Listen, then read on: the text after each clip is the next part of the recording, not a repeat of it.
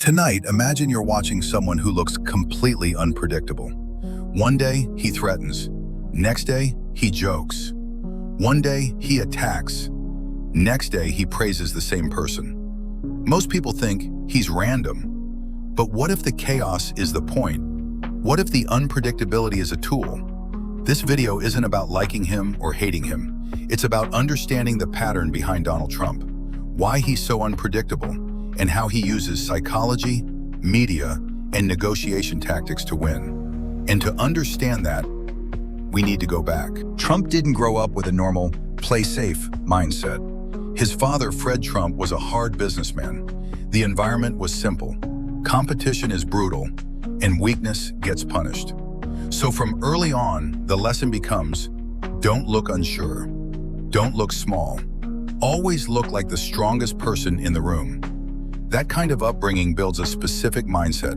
Confidence isn't just personality, it becomes survival. Now comes one of the biggest influences, Roy Cohn. Roy Cohn was not a normal mentor. He was aggressive, strategic, and built for war, not peace. The style was clear. Attack first, never admit weakness, never apologize, always dominate the narrative. This is important because it explains why Trump often responds to criticism with more pressure, not less. In his playbook, backing down invites more attacks. So when people say, why doesn't he just act normal? Because his style was trained like a fighter, not a diplomat. In modern politics, attention is currency, and Trump understands attention like a TV producer. He doesn't just speak, he creates moments. A quote that makes people angry, a nickname that sticks, a statement that dominates headlines. Even criticism helps because it keeps him at the center. And once you're the center, you control the agenda. Everyone else is reacting. Now this is where your point fits perfectly. Nixon's Madman Theory. The Madman Theory is simple. If your opponent believes you might do something extreme, they become more careful. They hesitate. They compromise faster. Trump's unpredictability works in a similar way. When nobody can predict your next move, they must prepare for everything. And that forces opponents, and even allies, to react quickly, often emotionally. So the chaos isn't always random. Sometimes, chaos is leveraged. Trump's negotiation style often follows a pattern. Start with something extreme. Make it sound impossible. Let everyone panic. Then step back slightly.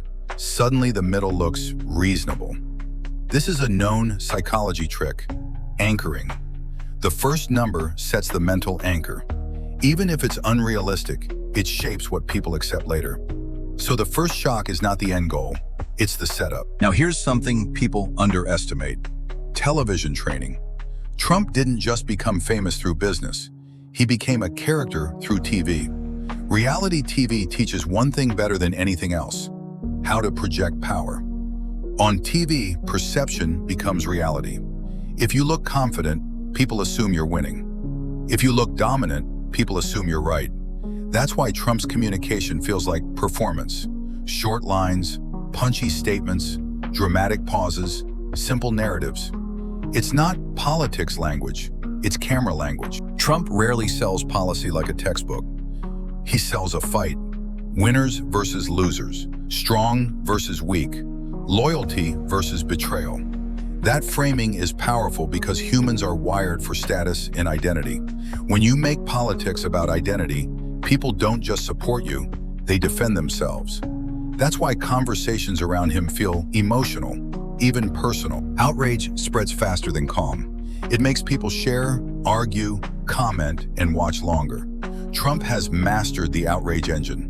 Even negative headlines still keep him in the spotlight. And in the attention economy, spotlight is leverage. So while opponents try to cancel him, they sometimes end up amplifying. But there's a darker side. When you build power using conflict, you often need conflict to maintain power. Because unity reduces emotional intensity, polarization keeps supporters energized and opponents distracted. So the system becomes a permanent battlefield. Every day a crisis, every week a showdown. That environment makes rational discussion harder, and tribal loyalty easier. So is Trump just like that? Or is there psychology behind it? The honest answer is, it can be both. Some moves are instinct, some are calculated. But the pattern is clear. Roy Cohn-style aggression, Nixon-like unpredictability, negotiation, anchoring, TV performance, confidence, identity framing, outrage as fuel, and whether you admire it or fear it, it works because it uses how humans actually think. If you enjoyed this breakdown, hit like and subscribe for more Netflix-style deep dives on geopolitics and power psychology.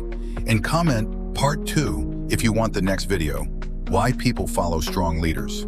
Share this with one friend who loves politics.